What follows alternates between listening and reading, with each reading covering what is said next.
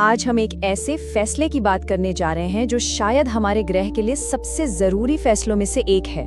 पर मजे की बात यह है कि ज्यादातर लोगों ने इसके बारे में सुना तक नहीं है। ये कहानी हमारी दुनिया की सतह से हजारों मीटर नीचे घने अंधेरे में पनप रही है।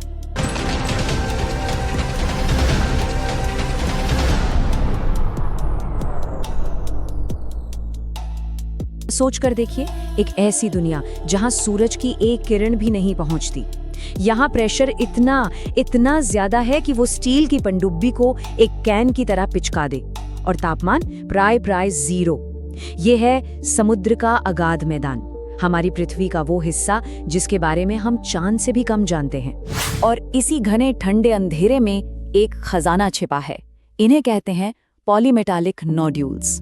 अब ये कोई आम पत्थर नहीं है। सोचिए, ये आलू जैसे दिखने वाले पत्थर लाखों साल में बने हैं, परत दर परत। और इनके अंदर क्या है? वो सारे मिनरल्स जिनकी हमें ग्रीन एनर्जी के लिए सख्त जरूरत है। निकल, कोबाल्ट, कॉपर। तो ये खजाना कितना बड़ा है? अच्छा, सिर्फ एक इलाके में, जिसे क्लैरियन क्लिपर्टन जोन कहते हैं, वहां अंदाजा है कि 21 अरब टन नोड्यूल्स हैं। 21 अरब टन। ये दिमाग घुमा देने वाला नंबर है सच में। तो चलिए इस अंधेरे खजाने की गहराई में उतरते हैं। देखिए, ये नोड्यूल सिर्फ मिनरल्स का भंडार नहीं है, ये एक तरह से टाइम कैप्सूल हैं, पृथ्वी के इतिहास की जीती जागती लाइब्रेरी। हर एक पत्थर लाखों साल की कहानी अपने अंदर समेटे हुए हैं। अब जरा इसके साइज को समझिए। अकेले इस क्लैरियन क्लिपर्टन जोन में जितना निकल है ना, वो जमीन पर मौजूद सारे भंडारों को मिला दे तो भी उससे ज्यादा है। मतलब भविष्य की बैटरियों के लिए ये एक जबरदस्त सोर्स बन सकता है। तो फिर सवाल ये है कि क्या यही है हमारी ग्रीन एनर्जी की जरूरतों का जवाब? क्या समंदर की खुदाई जमीन पर होने वाली खुदाई से वाकई एक बेहतर ऑप्शन है? चलिए पहले देखते हैं कि जो लोग इसके पक्ष में हैं, उनका क्या कहना है। अच्छा, तो ये काम करेगा कैसे? सुनने में तो काफी सीधा साधा लगता है। बड़े बड़े रोबोटिक व्हीकल्स, समझिए कि पानी के नीचे काम करने वाले वैक्यूम क्लीनर्स, समुद्र की सतह पर घूमेंगे और इन नोड्यूल्स को उठाएंगे। फिर एक बहुत बड़े, लगभग 6 किलोमीटर लंबे पाइप से इन्हें ऊपर जहाज तक खींच लिया जाएगा। तो इसके फेवर में जो तर्क हैं वो काफी मजबूत लगते हैं।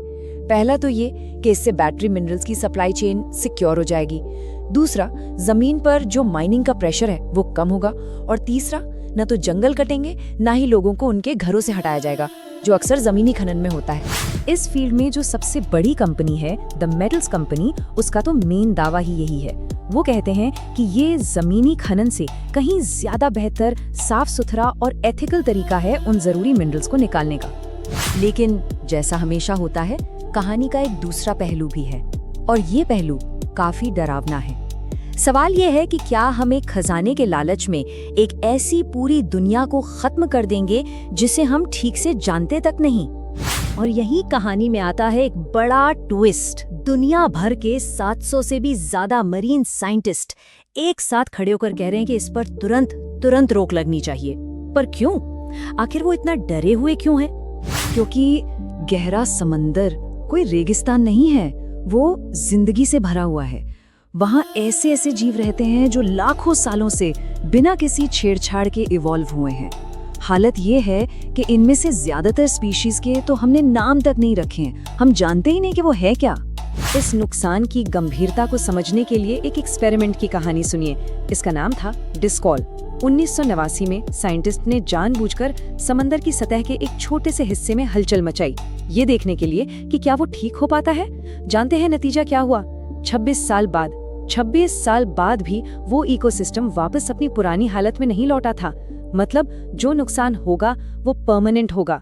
और सिर्फ यही नहीं, जब माइनिंग होगी तो मिट्टी का एक बहुत बड़ा गुबार उठेगा, एक तरह का धूल का बादल। और ये बादल हजारों स्क्वायर किलोमीटर तक फैल सकता है और अपने नीचे आने वाले हर जीव का दम घोट सकता है, चाहे वो सतह पर हो या पानी में तैर रहा हो। अब देखिए, इस पूरी बहस में ना बहुत सारी गलतफहमियां भी फैली हुई हैं। तो चलिए जरा फटाफट कुछ मिथकों को तोड़ते हैं और असलियत क्या है ये देखते हैं। पहला और सबसे बड़ा मिथक कि गहरा समंदर एक बंजर वीरान जगह है। हकीकत ये है कि वहाँ जिंदगी की भरमार है। हर एक नोड्यूल अपने आप में एक छोटा मोटा इकोसिस्टम है, एक घर है जिस पर स्पंज, कोरल और न जाने कितने कीड़े मकोड़े रहते हैं। इन नोड्यूल्स को हटाने का मतलब है पूरे के पूरे शहर को ही उजाड़ देना। दूसरा मिथक, अगर डीप सी माइनिंग शुरू हो गई तो जमीन पर माइनिंग की जरूरत ही खत्म हो जाएगी। और हकीकत ये है कि नहीं, ऐसा बिल्कुल नहीं है। ये हमारी मिनरल्स की डिमांड का बस एक छोटा सा हिस्सा ही पूरा कर पाएगा।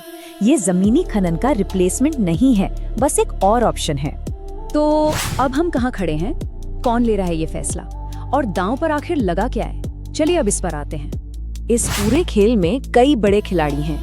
एक तरफ तो हैं द मेटल्स कंपनी जैसी माइनिंग कंपनियां जो बस शुरू करना चाहती हैं। दूसरी तरफ है हजारों साइंटिस्ट्स और BMW, गूगल, वॉल्वो जैसी बड़ी कंपनियां जो कह रही हैं हम ये मिनरल्स नहीं खरीदेंगे। और इन सबके बीच में फंसी है इंटरनेशनल सीबेड अथॉरिटी, जिसकी जिम्मेदारी भी अजीब है। माइनिंग को प्रमोट भी करना है और समंदर को बचाना भी है। तो आखिर में बात एक सीधे से लेन देन पर आ जाती है। एक तरफ है जमीन पर होने वाला नुकसान जिनके बारे में हम जानते हैं, जैसे जंगल कटना, पोल्यूशन, लोगों का विस्थापन। और दूसरी तरफ है समंदर में होने वाला वो नुकसान जिसके बारे में हम कुछ नहीं जानते, बस इतना जानते हैं कि वो शायद हमेशा हमेशा के लिए होगा।